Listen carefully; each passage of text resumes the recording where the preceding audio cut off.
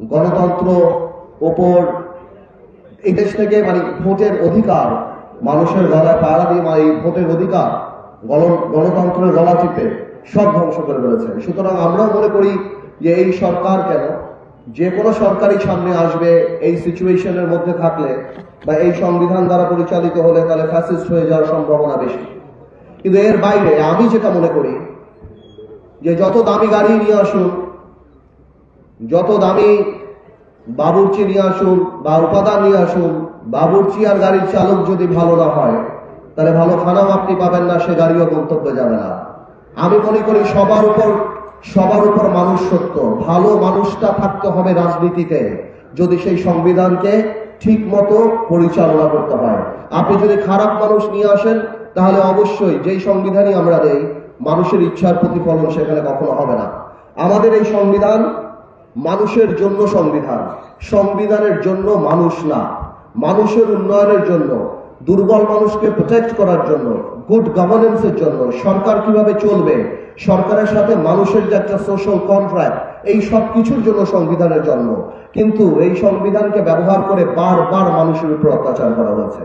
সুতরাং এই সংবিধান যেই সংবিধান মানুষের কথা বলে না, সংবিধান যেই সংবিধানে মানুষের ইচ্ছার প্রতিফলন হয় না, মানুষের ভবিষ্যৎ দেয় না, মানুষের প্রোটেকশন দেয় না, সেই সংবিধানকে মানুষ ছুঁড়ে ফেলে দেবে। সংবিধানের প্রাসঙ্গিক হতে হবে। আমরা এটা উপলব্ধি করি যে বাংলাদেশের সংবিধান পরিবর্তন প্রয়োজন। আমরা উপলব্ধি করি বাংলাদেশের সংবিধান প্রাসঙ্গিক হওয়া প্রয়োজন। আমরা উপলব্ধি করি আজ থেকে 40-50 বছর আগে সংবিধান লিখে রেখেছে, বলা হয়েছে, সেটা শুধু সেই সময়ের জন্য হয়তো ভালো ছিল, কিন্তু আজকের দিনের সংবিধান এই কথা বলে না। সুতরাং আমরা এর সংস্কার চাই, কিন্তু প্রশ্ন আসে সংবিধান সংস্কার করবে কে? আমি এখনো বিশ্বাস করি সংবিধান সংস্কার করতে হলে জনগণের সরকারের প্রয়োজন। আমরা বিশ্বাস করি নির্বাচিত সরকারই সংবিধান সংস্কার করার নৈতিক অধিকার রাখে। আজকে এক বিপ্লব হয়েছে, ছাত্র জনতার বিপ্লব। বিপ্লব যখন হয় তখন সংবিধান চলে না। মাঝে মাঝে দেখি সাবেক প্রধানমন্ত্রী বলে উনি এখনো রাষ্ট্রপতি, উনি এখনো প্রধানমন্ত্রী আছেন। উনি এইটা ওনার কেন, আওয়ামী লীগের যারা আছেন সবার উপলব্ধি করতে হবে, যখন বিপ্লব হয় তখন কোন সংবিধানে কি প্রধানমন্ত্রী পালিয়ে যাওয়ার কোনো কিছু লেখা থাকে? কোনো কিছু লেখা থাকে না। তো সুতরাং যখন বিপ্লব হয় তখন আমরা মনে করি একটা বিপ্লবী সরকার যদি থাকতো, সেখানে যদি ইউনূস সাহেব রাষ্ট্রপতি হয়ে সর্বদল মিলিয়ে একটা সরকার গঠন করত, আমার মনে হয় সেটা আরো ভালো হতো।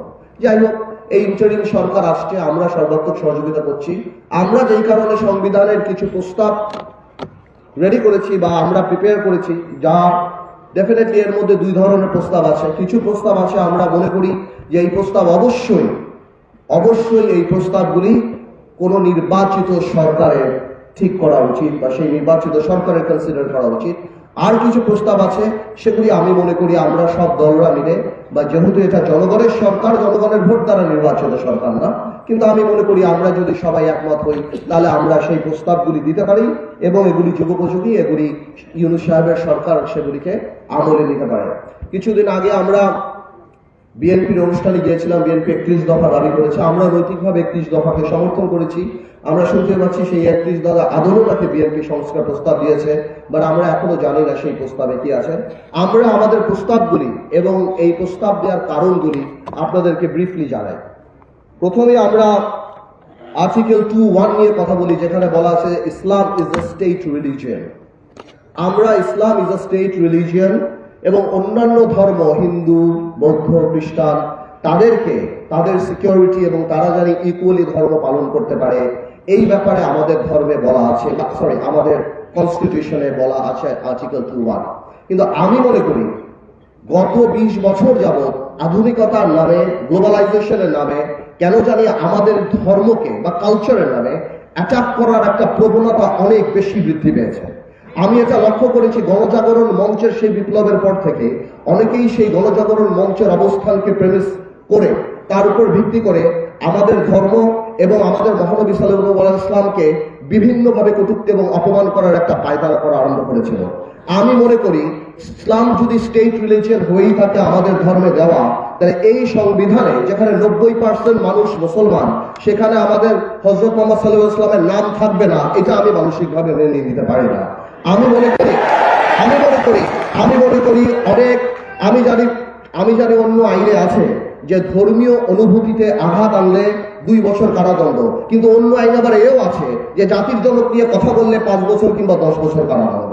তো সেই ক্ষেত্রে আমি বলতে চাই যে আমার মহানবী হযরত মুহাম্মদ সাল্লাল্লাহু আলাইহি ওয়াসাল্লামের এই নামটা, ওনাকে নিয়ে কটূক্তি করাটা, এই ব্যাপারটা যাতে ডিসকারেজ, এবং এটা করলে কি অপরাধ হতে পারে সেটা গুরুত্ব দেওয়াটা সংবিধানে থাকা উচিত। এতে করে সেকুলারিজম অ্যাটাক হবে না, এতে করে অন্য ধর্মকেও ছোট করা হবে না। বিকজ আমরা এই ধারাতেই বলে দিচ্ছি যে কোনো ধর্মকেই আমরা রেসপেক্ট করি এবং সবাই কর্মকাণ্ড করতে পারে। At the same time article 94 যেখানে আমাদের কোর্ট কিভাবে কনস্ট্রাকশন হবে সেগুলি বলা আছে, সেখানে আমি মনে করি মালয়েশিয়ার, ইন্দোনেশিয়ার আদলে যারা ইসলামিক ল দ্বারা পরিচালিত হতে চায়, ফ্যামিলি ম্যাটার্স আর অন্য ম্যাটার্স, সেখানে ইসলামিক ল এর প্রভিশন থাকা উচিত। যারা ইসলামিক কোর্টে ইনভোক করবে তাদের যদি, যেমন এখানে সাকসেশনের ম্যাটার থাকতে পারে, উইলের ম্যাটার থাকতে পারে, ফ্যামিলি ম্যাটার্স থাকতে পারে, সম্পত্তি যেটা আপনার সম্পত্তি আইন বলেন বা সেই প্রভিশনগুলি যদি কেউ চায় ইসলামিক ল দ্বারা পরিচালিত হবে, তাহলে ইসলামিক কোর্টের প্রভিশন থাকা উচিত। আমি মনে করি, শোনান একটা কথা বলি, গ্লোবালাইজেশন আর মডার্নাইজেশনের নামে আমরা আমাদের কৃষ্টি, কালচার, ধর্ম থেকে অনেক দূরে সরে যাচ্ছি। ধর্মকে সবাই আপ টু ডেট মনে করে না, বাট আমি মনে করি this is the perfect time that we should come back to our root. আমাদের কালচার, আমাদের ধর্ম, আমাদের এই জিনিসগুলিকে আমাদের এখন ফিরিয়ে নিয়ে আসা উচিত এবং যথাযথ সম্মান দেওয়ার জন্য সংবিধানে এদের অবস্থান দেয়া উচিত। এটা আমরা আমাদের এখান থেকে প্রস্তাব জানাচ্ছি। আর্টিকেল 145 ইন্টারন্যাশনাল ট্রিটির কথা বলা আছে, আপনি যদি দেখেন, আমি মনে করি এইবার 17 বছরে আমরা দেখেছি পার্লামেন্টে কিভাবে দেশ বিক্রির পায়তারা, আদানি চুক্তি থেকে আরম্ভ করে অন্যান্য কিছু। আমি মনে করি যেই চুক্তিগুলি হয় শুধুমাত্র রাষ্ট্রপতির কাছে প্রধানমন্ত্রী যাবে আর নিয়ে আসবে, রাষ্ট্রপতিকে দেখাবে। জনগণের সামনে যে কোনো ইন্টারন্যাশনাল ট্রিটি, আন্তর্জাতিক চুক্তি খোলাখুলি ভাবে জানিয়ে দিতে হবে পার্লামেন্টের মাধ্যমে। জনগণ জানতে চায় জনগণ কি দিল, জনগণ জানতে চায় জনগণ কি পেল। বাংলাদেশ স্বাধীন, বাংলাদেশ সার্বভৌম দেশ, আমরা কোনো দেশের অধীনে না, আমরা সবার সাথে বন্ধুত্ব করতে রাজি। At the same time we must make sure we have our heads high. আমাদের মাথায় রাখতে হবে আমরা সসম্মানে যারা সবার সাথে সেই সম্পর্ক রাখতে পারি। কোনো স্বামী স্ত্রীর সম্পর্ক কারোর সাথে নাই, কোনো বড় ভাই ছোট ভাই সম্পর্ক কারোর সাথে নাই। আমরা একইভাবে আমাদের রাইট প্রোটেক্ট করে আমরা আমাদের অবস্থান রাখতে চাই। So article 45 is very important. তত্ত্বাবধায়ক সরকার ব্যাপারটা 15 অ্যামেন্ডমেন্ট, এটা কোর্টে চলছে। এটা তো বাংলাদেশে একটা পাগলেরও দাবি তত্ত্বাবধায়ক সরকার হওয়া। বাংলাদেশের মানুষের গাছপাতা, ইট, বালি, পশু পাখি সবাই এটা রিয়েলাইজ করে তত্ত্বাবধায়ক সরকার ছাড়া সুষ্ঠু নির্বাচন সম্ভব না। তত্ত্বাবধায়ক সরকারের দাবি গত 17 বছর ধরে করে আসছি, পার্লামেন্টে করেছি, এখনো বলছি, ভোটাধিকার প্রতিষ্ঠা করতে হলে তত্ত্বাবধায়ক সরকার থাকতে হবে। কারণ ক্ষমতায় গেলে আমরা কেমন পাগলা খোরা হয়ে যাই, আমাদের অহংকারে মাটিতে পা পড়ে না, আমরা এলোমেলো কথা বলি, রেসিপি থেকে আরম্ভ করে এমন কিছু নাই আমরা দেই না, আমরা সবকিছু বুঝে যাই। তো আমি মনে করি আমাদের তত্ত্বাবধায়ক সরকারটা সংবিধানে অবশ্যই ফিরে নেওয়া উচিত। আর্টিকেল 70 নিয়ে আপনারা জানেন, if you are nominated from a certain political party, কোন রাজনৈতিক দল হইতে নমিনেশন পাইবার পরে যদি উহার বিরুদ্ধে ভোট দেন, সেটা আর্টিকেল 70 ফ্লোর ক্রসিং এর ব্যাপারটা। এর মধ্যে ভালো খারাপ অনেক কিছুই আছে, বিকজ বাংলাদেশে কিন্তু এমপি বিক্রির একটা প্রবণতা আমরা দেখেছি। স্পেশালি এরশাদ সাহেবের সময় আনসার মঞ্জুর এমপি গুলি লাঙ্গল নিয়ে যখন যুদ্ধ হয়, সেই সময় কিন্তু আমরা এই জিনিসগুলো দেখেছি। আমি মনে করি আর্টিকেল 70-তে ভোট দেওয়াটা মানা আছে কোন দলীয় সংসদ সদস্যে, কিন্তু দলীয় সংসদ সদস্য তার দলের কোন সিদ্ধান্তর ব্যাপারে বাইরে যে কোনো অবজেকশন দিতে পারে, ইভেন কি পার্লামেন্টে কথা বলতে পারে। তো আমি মনে করি কোনো অ্যাব্রাপ্ট সিদ্ধান্ত না নিয়ে এই আর্টিকেল 70-র ব্যাপারে আরো অনেক কথা বলার আমাদের সুযোগ আছে। ওকে, সো এটা আমি মনে করি কোনো নির্বাচিত সরকারেরই সেটা করা উচিত। আরো কিছু কিছু ব্যাপার আছে, যেমন আর্টিকেল 75 আছে যে সংসদে যারা উপস্থিত থাকে তাদের মধ্যে থেকে মেজরিটি দিয়ে আইন পাস করা হয়। আমার মনে হয় এখন দেখা গেল সংসদে 50 জন আছে বা 100 জন আছে, আমার মনে হয় এটাকে পরিবর্তন করে মিনিমাম 2/3 বা বেশি, বিকজ এখন অনলাইন আছে, যে কোনো আইন পাস করার জন্য পুরো সংসদ সদস্যদের এখানে থাকা, সেখান থেকে মেজরিটিটা অনেক ইম্পর্টেন্ট। আর্টিকেল 70-তে এডুকেশনের ব্যাপার আছে, বাট আমরা মনে করি এখানে এই এডুকেশনের জায়গা আছে অনেক। আসলে আমাদের কনস্টিটিউশনটা না অনেক শর্টলি ড্রাফটেড, ইন সেন্স এটাতে অনেক ইন্টারপ্রিটেশন করার রুম থাকে। তো আমি মনে করি আমার স্পেসিফিক হওয়া উচিত। আর্টিকেল 70-তে লেখাপড়ার ব্যাপারে, শিক্ষার ব্যাপারে আছে। আমি মনে করি এখানে বাংলা, ইংলিশ, মাদ্রাসা, ধর্ম, গভর্নেন্স, এনভায়রনমেন্ট এবং ক্লাইমেট চেঞ্জ নিয়ে থাকা উচিত। We need to educate our children. আমাদের ভবিষ্যৎ প্রজন্মকে গুড গভর্নেন্স, ক্লাইমেট চেঞ্জ, সেগুলি নিয়ে আমাদের কথা বলা উচিত। আরেকটা ব্যাপার হলো ডিসএবল, যারা অটিস্টিক বাচ্চা বা যারা শারীরিকভাবে সক্ষম না, এরকম অনেক পরিবার বাংলাদেশে আছে। আর্টিকেল 15D আর 28D এই ব্যাপারে কথা বলে, বাট আমি আবার মনে করি এটা ইনাফ না। যারা এখানে অটিস্টিক বাচ্চারা যারা আছেন বা যারা স্পেশাল কেয়ার প্রয়োজন, আমি মনে করি ওনাদেরকে রিহ্যাবিলিটেট করার জন্য সংবিধানে আরো ভালো, আরো স্পেসিফিক্যালি কিছু জিনিস থাকা দরকার। এখন আরেকটা ব্যাপার নিয়ে কথা বলবো, যে ব্যাপারটা অত্যন্ত গুরুত্বপূর্ণ। আমি বলি না আমাদের সংবিধান সময় উপযোগী না, রেলিভেন্স না। আজকের দিনের জন্য, আজকের দিনের অনেক প্রবলেমের কথাই আমাদের সংবিধান বলে না। এর মধ্যে সবচেয়ে বড় প্রবলেমটা হলো মাদক নিয়ে কথা বলা। আমাদের সংবিধানের অনুচ্ছেদ 18, 21 আওতায় মাদক নিয়ন্ত্রণ আছে, কিন্তু দ্যাট ইজ নট ইনাফ। আমরা জানি মাদক একটা মহামারী। আজকে যদি বাংলাদেশে 50 লক্ষ মানুষ মাদকে এফেক্টেড হয়ে থাকে, ওনাদের পরিবার সহ প্রায় 1 কোটি, 1.5 কোটি, 2 কোটি মানুষ মাদক এফেক্টেড। It's like cancer. যে বাড়িতে একটা মাদকাসক্ত ছেলে আছে, তার বাবা মা, আত্মীয় স্বজন সবাই 24 ঘন্টা কাজা থাকে। আমি মনে করি মাদকটাকে একটা national trauma, national emergency declare করে দিয়ে আমার মনে হয় সংবিধানে এই ব্যাপারে আরো জোরালো কথা থাকা উচিত। মাদকাসক্ত না হওয়াটা, মাদক থেকে মুক্তি পাওয়াটা, মাদকে এডুকেশন করাটা, এই জিনিসটা মৌলিক অধিকারের মধ্যে দিয়ে দেওয়া উচিত।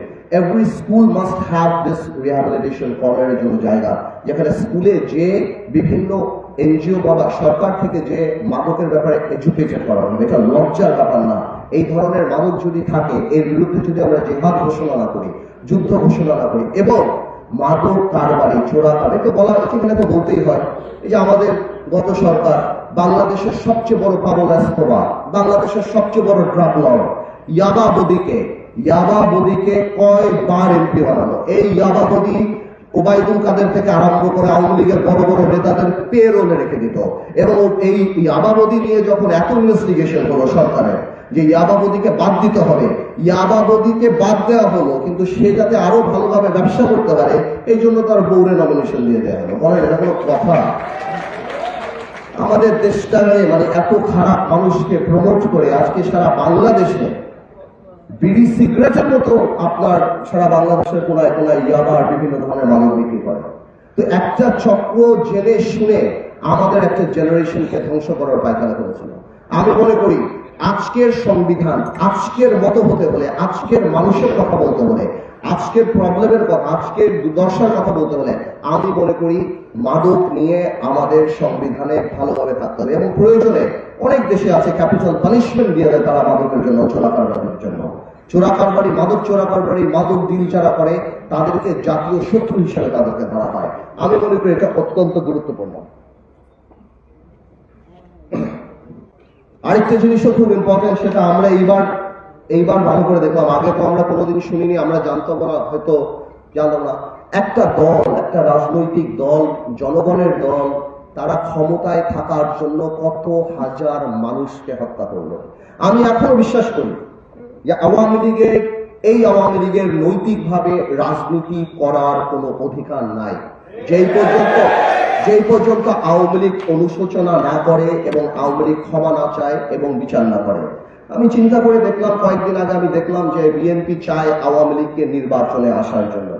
আমি বুঝতে পারি রাজনীতিবিদ হিসাবে যে বিএনপি চেতেই পারে আওয়ামী লীগকে নির্বাচনে আসার জন্য, নাহলে আওয়ামী লীগ পরে বলতে থাকবে যে আমাদেরকে নির্বাচনকে বাদ দেওয়া হয়েছে, এই নির্বাচনের গ্রহণযোগ্যতা নাই, এই নির্বাচন আমরা করলে আমরা জিতে যেতাম। কিন্তু আমি একটা কথা পরিষ্কার করে বলে দিতে চাই, বিএনপি বলুক, সব দল বলুক, ইউনুস সব বলুক, গ্রাউন্ড রিয়ালিটি কিন্তু ডিফারেন্ট।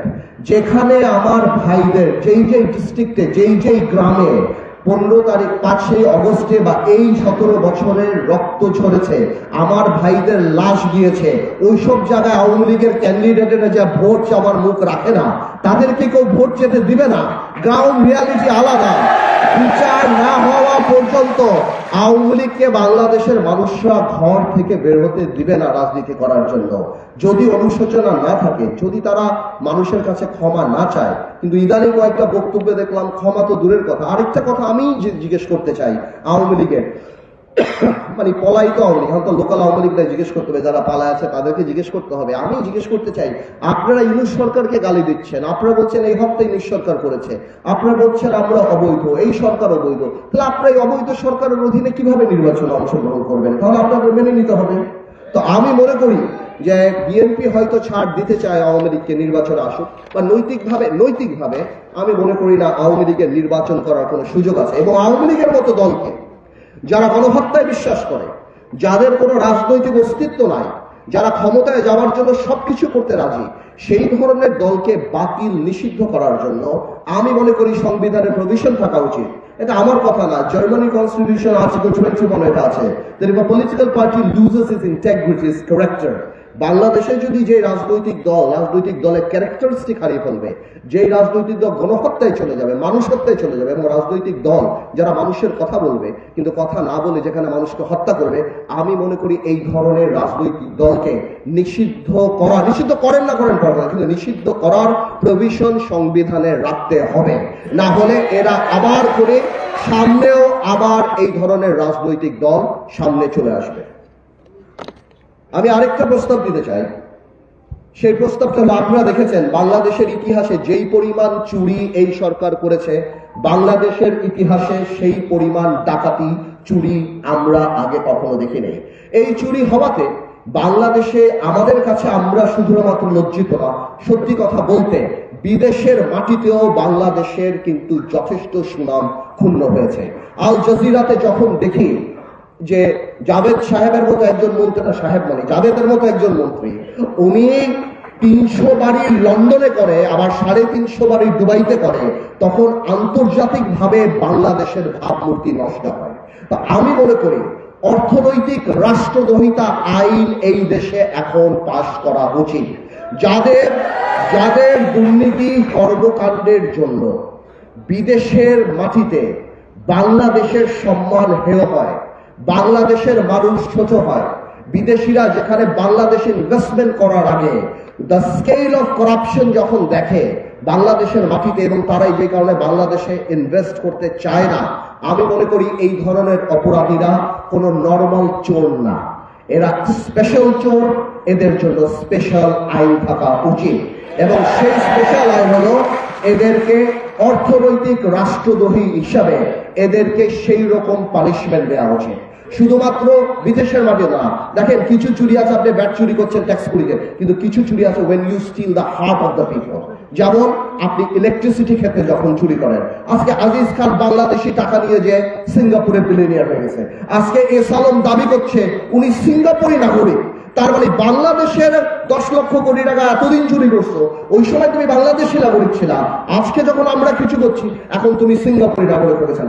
এরা রাষ্ট্রদ্রোহী, এদেরকে একাধিকবার ফাঁসি দেওয়া দরকার, কারণ এরা টাকাও চুরি করছে, এরা রাষ্ট্রের সিস্টেমও নষ্ট করছে। এই যে দরবেশ 30 লক্ষ মানুষকে শেয়ার মার্কেটে বাংলাদেশের মিডল ক্লাস ইকোনমি ধ্বংস করে দিয়েছিল। তো আমি মনে করি অর্থনৈতিক রাষ্ট্রদ্রোহিতা আইন অবশ্যই থাকা উচিত সংবিধানে, যাতে করে এরা বুঝে যে আগামীতে এদের রাষ্ট্রদ্রোহিতার জন্য এদের বিচার বাংলাদেশের মাটিতে হতে পারে।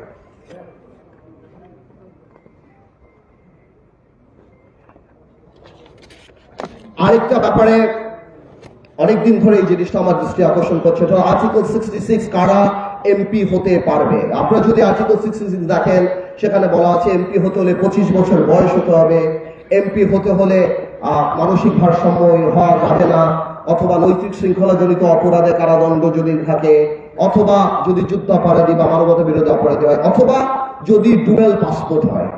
এই ব্যাপারে আমার একটা অবজেকশন আছে।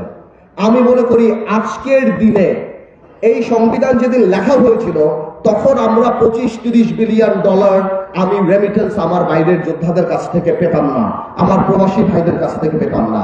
আজকের সিচুয়েশন ইজ ডিফারেন্ট। প্রবাসী ভাইরা যদি 100 কোটি টাকা পাঠায়, সেটা আমরা খেয়ে ফেলবো, আমরা নিয়ে দেবো, কিন্তু তারা ইলেকশন করতে চাইলে আমরা ইলেকশন করতে দিব না, এইটা কিন্তু ঠিক না তাদের জন্য, এটা কিন্তু অপরাধ। প্রবাসীদেরকে সম্মান করা মানে এয়ারপোর্টে লাউঞ্জ করা না, প্রবাসীদের সম্মান করা মানে তাদেরকে ভালোবাসা, যাতে করে আমরা ফিল করি ওই ভালোবাসার সাথে এই সম্মানটা আসবে। আমি 12 বছর আগে পার্লামেন্টে এই কথা বলেছি যে আজকে মানসিক ভারসাম্যহীন, নৈতিক শৃঙ্খলা জনিত অপরাধ বা যারা মানবতা বিরোধী অপরাধের সাথে জড়িত, তাদের নামের সাথে আপনারা প্রবাসীর নাম কিভাবে রাখতে পারেন? এই প্রবাসী, এটা তো তাদের জন্য ইনসাল্ট। ঠিক আছে, আপনি সেটা নিয়ম করে দেন। আমরা জানি সবাই খালি টাকা চুরি করার জন্যই ডুয়েল পাসপোর্ট নেয় না, বিদেশে পালানোর জন্যই নেয় না। অনেক মানুষই বিদেশে থাকে, সেখানে বিদেশে ভালো করে ব্যবসা বাণিজ্য করার জন্য তারা ডুয়েল পাসপোর্ট নেয়। ডুয়েল পাসপোর্ট থাকার কারণে তাদের সেই ব্যবসা বাণিজ্য ভালোভাবে তারা করতে পারে, তারা ট্যাক্সের মধ্যে আসতে পারে, এরকম অনেক এক্সপার্টিজ আছে। যদি দরকার হয় তাহলে দরকার পড়লে ওই নিয়ম করে দেন যে একটা সার্টেন অ্যামাউন্ট অফ রেমিটেন্স যদি তারা পাঠায়, তাহলে তারা কোয়ালিফাই করে যে তারা নির্বাচন করতে পারবে। কিন্তু ডুয়েল পাসপোর্ট থাকলে যে আপনি তাকে নির্বাচন করতে দিবেন না, নির্বাচন সিস্টেম থেকে বাইরে ফেলে দিবেন, আমি মনে করি এটা প্রবাসীদের জন্য অত্যন্ত অপমানজনক। প্রবাসীরা যদি ভোট দিতে পারে তাহলে তারা নির্বাচন করতে পারবে না কেন? আমি অবশ্যই চাচ্ছি যে আমি আজকে যে প্রস্তাব দেব, এর মধ্যে 3টা প্রস্তাবও যদি আপনি রাখেন, এই প্রস্তাবটা আপনাদের রাখতে হবে, কারণ এই প্রবাসীরাই কিন্তু বাংলাদেশের হৃদয় স্পন্দনের কাজ করে এখন। ওকে, তো এইটা মাথায় রাখতে হবে। আরেকটা ব্যাপার আসতেছে, আমাদের পার্লামেন্টে আমরা জানি নারীদের একটা কোটার ব্যবস্থা আছে। আমি মনে করি এই প্রবাসীর বাইরেও আরেকটা সেকশন আছে, সেটা হলো আমাদের গার্মেন্টসের শ্রমিক ভাইয়েরা। এই গার্মেন্টসের শ্রমিক ভাইদের কোনো স্পেশাল প্রোটেকশনের জন্য আমাদের কিছু নাই। আমি মনে করি প্রবাসী কোটা এবং গার্মেন্টসের শ্রমিক কোটায় সংসদ সদস্য পার্লামেন্টে থাকা উচিত। তাদের সংখ্যা কি হয় সেটা বড় ব্যাপার না, 3 জন হতে পারে, 5 জন হতে পারে, কিন্তু এত বড় এই গার্মেন্টস দিয়ে আপনি মাসে 25 বিলিয়ন 30 বিলিয়ন আপনি অর্থ কামাই করছেন, আপনি প্রবাসীদের কাছ থেকে টাকা কামাই করছেন। গার্মেন্টস এর মালিকরা তো লেকশোর ওয়েস্টিন হোটেলে কনফারেন্সে সরকারকে তাদের অধিকারের কথা বলে। আমার শ্রমিক ভাইদের তো রাজপথ ছাড়া কোনো উপায় নেই, তারা তো রেডিসনও যেতে পারে না, লেকশোরে যেতে পারে না, তাদেরকে আপনি রাস্তায় নামান, আর রাস্তায় নামার পর পুলিশ তাদেরকে পেটায়। তো আমার কথা হলো তাদের অধিকারের কথা বলার জন্য পার্লামেন্টে যদি 3টা মানুষ থাকে, 2টা মানুষ থাকে, বা তাদের অধিকার নিয়ে কথা বলে প্রবাসী এবং শ্রমিকদের নিয়ে, আমি মনে করি যত জনসম্পৃক্ত করা যায়। ভাই, আমাদের উপলব্ধি করতে হবে গত 50 বছরে আমরা রাজনীতিবিদরা মানুষ থেকে দূরে সরে গিয়েছি। রাজনীতির কথা শুনলে মানুষ দূরে সরে যেত। আমাদের এখন সবভাবে আমাদের কাজে কর্মে ওই ইচ্ছা, ওই প্রয়াস থাকতে হবে যত সম্পৃক্ত সাধারণ মানুষের অধিকার রক্ষার প্রক্রিয়াকে আমাদের সাথে, সংসদের সাথে সম্পৃক্ত করা যায়। তাহলেই মানুষ মনে করবে যে আমরা তাদের কথা বলি। এই যে আমরা মহিলা এমপিতে কোটা দিয়ে রাখলাম, যেখানে মমতাজ যারা যারা ছিলেন ওনারা এমপি ছিলেন, এই মহিলা কোটা দিয়ে তার মানে কি নারী হলেই আপনি এমপি হতে পারবেন? This can be a qualification. এর যে যদি আপনি এটা করতেন যে ঠিক আছে মহিলা কোটা আসবে কিন্তু শ্রেণীভিত্তিক আসবে, মহিলা কোটা আসবে কিন্তু ক্লাস রিপ্রেজেন্টেশন হবে। আজকে একজন ডাক্তার মহিলা আসবে বাংলাদেশের সকল নারী ডাক্তারের অধিকার নিয়ে কথা বলার জন্য। আজ একজন নারী শিল্পী আসবে বাংলাদেশের সকল নারী শিল্পীদের, একজন নারী সাংবাদিক আসবে বাংলাদেশের সকল নারী সাংবাদিকের অধিকার নিয়ে কথা বলার জন্য। একজন নারী গার্মেন্টস কর্মী আসবে, একজন নারী ব্যবসায়ী আসবে, একজন নারী ইঞ্জিনিয়ার আসবে। তাহলে আপনি কি করলেন? আপনি জামাইকে নমিনেশন দিতে পারছেন না, বউরে নমিনেশন দিয়ে দিলেন। আপনি একে নমিনেশন, কে কবে আপনাকে পান খাইয়েছে, কে কবে আপনার গাড়ির দরজা খুলে দিয়েছে, কে কবে মিছিলে আপনার জন্য গাড়ি থেকে, this can be a qualification to become a member of parliament. এই কারণে কি নারী কোটা দেওয়া হয়েছে যে আমার যাতে ভালো লাগে, কে আমার পাশে বসে, কে আমাকে উঠায় নিয়ে যায়, কে মিছিল করে। তো আমি মনে করি 30 জন নারী যদি আমরা প্রপারলি ইউজ করি, এর মানে 30টা ইনস্টিটিউশনকে আমরা অ্যাকোমোডেট করছি বাংলাদেশ পার্লামেন্টে, যারা মানুষের অধিকারের কথা বলবে। শুনেন, আপনার ডিফারেন্ট জিনিস করতে হবে না, আপনি সরকারকে আমি বলবো আপনি ডিফারেন্ট ওয়েতে করেন। এই সংবিধানে এরকম অনেক কিছুই আছে যেটাকে আপনি যদি ভালো করে করতে পারেন, অবশ্যই এটা জনগণের ইচ্ছা প্রতিফলিত হবে। তো আমি মনে করি এই যে কোটা যদি দিতেই হয় গার্মেন্টসের কোটা দেন, কোটা যদি দিতেই হয় প্রবাসী কোটা দেন, কোটা দিতে যেতেই হয় নারীদের কোটা দেন। যাতে এই নারীদের কোটা দিয়ে সাধারণ নারীরাও মনে করবে that we are being represented at the parliament. আমি মনে করি এটা অনেক গুরুত্বপূর্ণ। আরেকটা জিনিস নিয়ে আমার কথা বলতে হবে, এই জিনিসটা অত্যন্ত ইম্পর্টেন্ট। আমি লক্ষ্য করছি আপনারা এটা আবার চিন্তা করেন না যে পার্থ ভাই আপনি সোশ্যালিজম স্টাইলে যাচ্ছেন বা এটা। আমি আসলে চিন্তা চেতনার অত্যন্ত গণতান্ত্রিক, পুঁজিবাদী, আমার ভালো লাগে, খারাপ পছন্দ না, কিন্তু যেখানে আমি ঠকি সেখানে আমি সমাজতন্ত্রের জন্য একটু আবার আমার এলাকায় এই যে বড় বড় কোম্পানি, গ্রামীণ ফোন, এই ফোন সেই ফোন, এরা যে প্রতি বছর 12,000 15,000 কোটি টাকা আমার দেশ থেকে নিয়ে যায়, প্রফিট করেই নিয়ে যায়, কই এরা তো একটা হাসপাতাল বাংলাদেশে করে না। এখন সময় আসছে দেশের পক্ষে দাঁড়ানো। আপনি ইনকাম ট্যাক্স দিবেন, আপনি অ্যাডভার্টিজমেন্ট বানান আমার আবেগকে দিয়ে। 21শে ফেব্রুয়ারিতে আপনি অ্যাড বানান, 16ই ডিসেম্বর আপনি অ্যাড বানান, মা দিবসে আপনি অ্যাড বানান। এমন কোনো আমার আবেগ নাই যাকে ছুঁয়ে আপনি অ্যাড বানান না। কিন্তু আমার যখন ন্যাশনাল ক্রাইসিস হয়, আমার যখন কোভিড হয়, আমার যখন বন্যা হয়, তখন আপনি কই থাকেন? আমি তো আপনাকে দেখি না।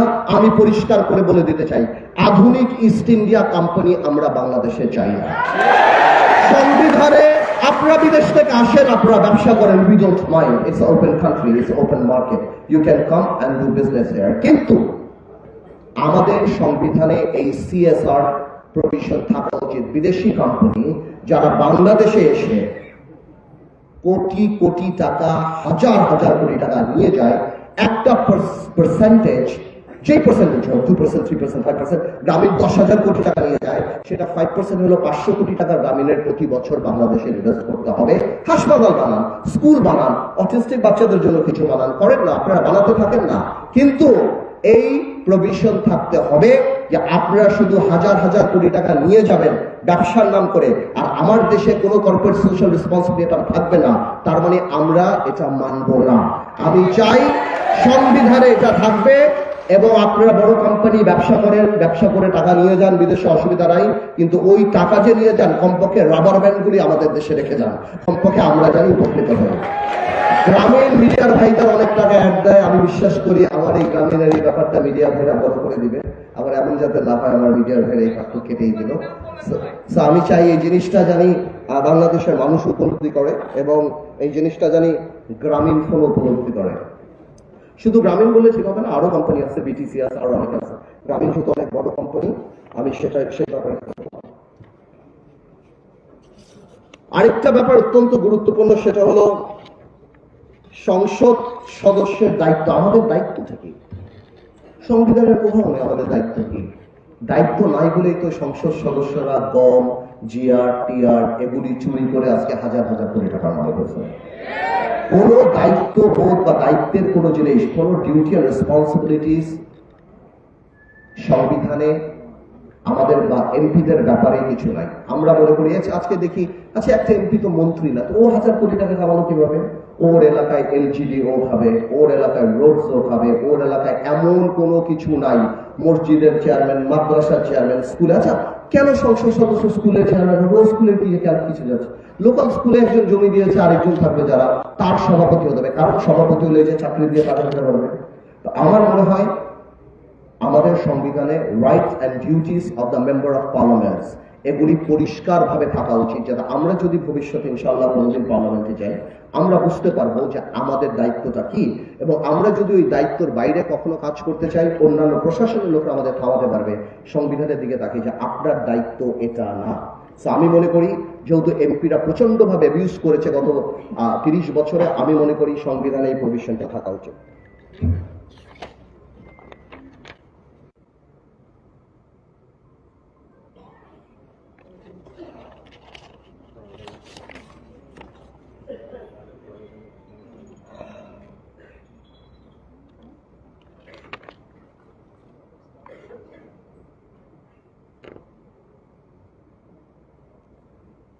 আমাদের সংবিধানে আরেকটা প্রভিশন আছে, এটা খুব জেনারেলি বলা হয়, সেটা হলো ধর্ম, বর্ণ এই ব্যাপারে বৈষম্য করা যাবে না। ধর্ম, বর্ণ বা কাস্ট, সেক্স, রিলিজিয়ন এইসব ব্যাপারে করা যাবে না।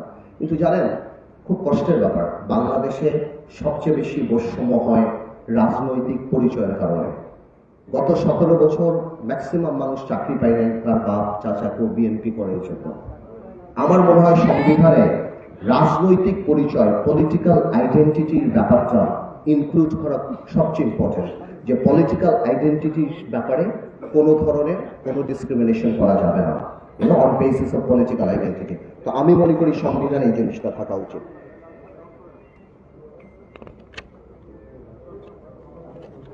গুম খুনের ব্যাপারে আসলে কোন সংবিধানই পৃথিবীতে গুম আর খুনের ব্যাপারে সাপোর্ট করে না। আইন বানিয়ে তো আসলে হবে না, তারপর আইন থাকতে হবে। তবে আমি মনে করি আইনের চেয়ে বেশি থাকতে হবে এখানে মানসিকতা। আমরা চাই এই গুম খুনের ব্যাপারে অনেক বেশি প্রোটেকশন থাকুক, যাতে করে ভবিষ্যতে এই ধরনের মর্মান্তিক জিনিসগুলি বাংলাদেশের মাটিতে না হয়। আরেকটা ব্যাপার আছে, এটা অনেক ইম্পর্টেন্ট, সেটা হলো আজকের দিনে পরিবেশের ব্যাপারটা। আমাদের 18 ক জীববৈচিত্র্য, প্রাকৃতিক সম্পদ, পরিবেশ রক্ষা, রাষ্ট্রের নিয়ন্ত্রণ, এইসব ব্যাপারে কথা বলে, বা আমাদের প্রস্তাবনা হলো এই জিনিসটাকে আরো অনেক ইম্পর্টেন্স দেওয়া, সবুজ ও দূষণমুক্ত পরিবেশ তৈরির জন্য কমিশন গঠন করা, টেকসই উন্নয়ন নবায়ন, সবচেয়ে বড় কথা হলো মানুষকে এডুকেটেড করা। স্কুল, কলেজ, মসজিদ, মাদ্রাসা সব জায়গায় বোঝানো যে পরিবেশ আমাদের জন্য কত ইম্পর্টেন্ট, যে পরিবেশ না থাকলে কিন্তু বাংলাদেশের মাটি থেকে আরম্ভ করে বাংলাদেশের আকাশ পুরোটাই কিন্তু আমাদের। এই পরিবেশ যদি আমরা রক্ষা না করি, আলটিমেটলি কিন্তু সামনে আমাদের ভবিষ্যৎ তো থাকবেই না, দেশ ধ্বংস হয়ে যাবে। এখন কিছু রাজনৈতিক কথা বলে, এই কথাগুলি বলা খুব ইম্পর্টেন্ট। আরো কিছু প্রস্তাব যেটা অন্যান্য রাজনৈতিক দলরা দিচ্ছে, এর মধ্যে সবচেয়ে বড় ব্যাপারটা হলো প্রপোর্শনাল রিপ্রেজেন্টেশন, সমানুপাতিক পারে, যার মানে যেভাবে ভোট মানে উইনার টেক্স অল এরকম যাতে না হয়, সমানুপাতিক যেই নিয়ম এখন করার জন্য অনেকে চেষ্টা করছে।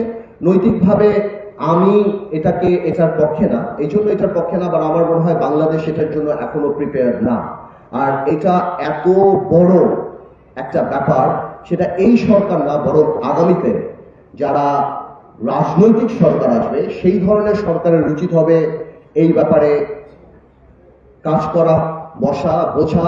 এবং সেই সরকার যদি মনে করে, তাহলে আমি মনে করি সেটা ঠিক আছে। তবে এই সরকার I think is too weak এত বড় একটা সিদ্ধান্ত নেওয়ার জন্য। দ্বিতীয়, প্রধানমন্ত্রী এবং রাষ্ট্রপতির ক্ষমতার ভারসাম্য, জুডিশিয়াল কমিশন, জাজদের অ্যাপয়েন্টমেন্ট, এই ব্যাপারগুলি নিয়ে আমরা সবসময় কথা বলি। আমি মনে করি এই ব্যাপারগুলিও, অম্বাডসম্যান ক্রিয়েশন, সবকিছু, আমি মনে করি এই ব্যাপারগুলিও আগামীতে যারা সরকারে আসবে বা আগামীতে যারা রাষ্ট্র পরিচালনার দায়িত্বে থাকবে তারা বসে করা উচিত। বিকজ এগুলি না অনেক প্রশ্ন থেকে যাবে, এগুলি সাধারণ কোনো কিছু না।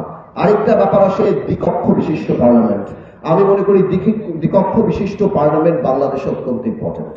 এটার ব্যাপারে আমি নৈতিকভাবে মনে করি আজকে যারা হার্ট অফ দ্য পিপল, যারা, সেটা হলো উপজেলা চেয়ারম্যান, ইউনিয়ন পরিষদের চেয়ারম্যান, পৌরসভা। আজকে বাংলাদেশে 450 উপজেলা চেয়ারম্যান, 111টা পৌরসভা আছে।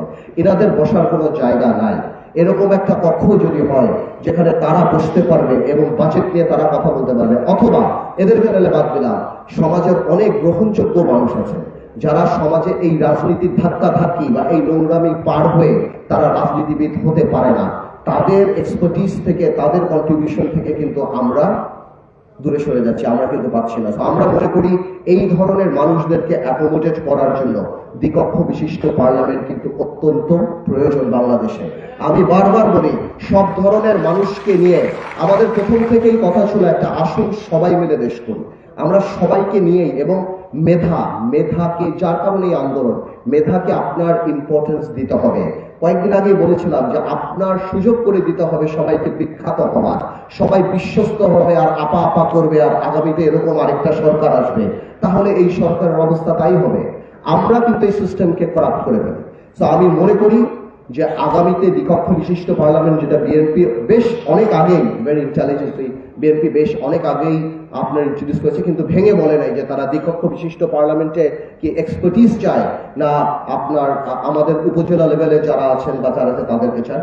আমি মনে করি ইন এই ওয়ে, আইদার আপনার উপজেলা, ইউনিয়ন পরিষদের চেয়ারম্যান থেকে আরম্ভ করে তাদের জন্য যদি 700 সদস্য বিশিষ্ট করেন, যদি না করেন সমাজের একদম গ্রহণযোগ্য ব্যক্তি যারা সমাজকে কিছু দিতে পারবে, তাদেরকে শুধু ক্রাইসিসের সময় তত্ত্বাবধায়ক সরকার আর ইন্টারিম বানানোর জন্য খোঁজার তো দরকার নেই, তাদেরকে প্রথম দিয়েই তো আমরা আমাদের সাথে রাখতে পারি।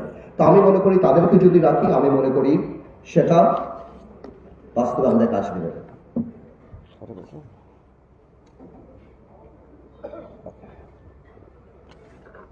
আমি আর বেশি সময় নেব না। I have bored you all enough আমার মনে হচ্ছে। আমি অল্প একটু কথা বলে শেষ অল্প একটু কথা বলে আমি শেষ করি। দেখুন, অনেক ত্যাগের বিনিময় কিন্তু আমরা এই স্বাধীনতাটা পেয়েছি। দ্বিতীয় স্বাধীনতা, যেটা আমি বলবো সমৃদ্ধির স্বাধীনতা, মুক্তির না। মুক্তির স্বাধীনতা 1971-কে আন্ডারমাইন করার কোনো ধরনের কোনো সুযোগ নাই, সেটাই আমাদের মুক্তিযুদ্ধ। মানে আমি মনে করি এই স্বাধীনতাটা আমাদের সমৃদ্ধ মুক্ত চিন্তার স্বাধীনতা, যেখানে আমরা সবাইকে নিয়ে রাষ্ট্র বানানোর একটা স্বপ্ন দেখি। At the same time we have to create the atmosphere, we have to create an example. ওই এক্সাম্পল আমাদের বানিয়ে যেতে হবে যে আগামীতে কোনো স্বৈরাচার সরকার জানি বাংলাদেশে আসে না, আর যদি আসে তাহলে এই দৃষ্টান্তমূলক বিচার এই হত্যাকারীদের আমাদের করে যেতে হবে, যাতে করে আগামীতে আসার আগে তারা 10 বার চিন্তা করে যে স্বৈরাচার হতে হলে কিন্তু সর্বস্ব নিয়ে আমাদের ভেঙে যেতে হবে। একটা কথা বলি, 75-এর 15ই আগস্ট, 75-এর 15ই আগস্ট কিন্তু হত্যাকাণ্ড হয়েছে, অপমানিত হয় নাই। এবার অপমানিত হয়েছে, অসম্মানিত হয়েছে। তো এই জন্যই বলছি আগামীতে কোন সরকারের যদি সাকসেসফুল হতে হয়, একটা কাজই করতে হবে, আওয়ামী লীগকে হৃদয়ের কাছে রাখতে হবে, আওয়ামী লীগের ভুলের বইটা বাম দিকে রাখতে হবে, খালি ওইটা দেখতে হবে। জীবনে এটা করবেন না, অপমানিত আপনি হবেন না। আওয়ামী লীগের সাথে আপনাদের সবাইকে ধন্যবাদ। আবার দেখা হবে ইনশাআল্লাহ। সবাই ভালো থাকুন।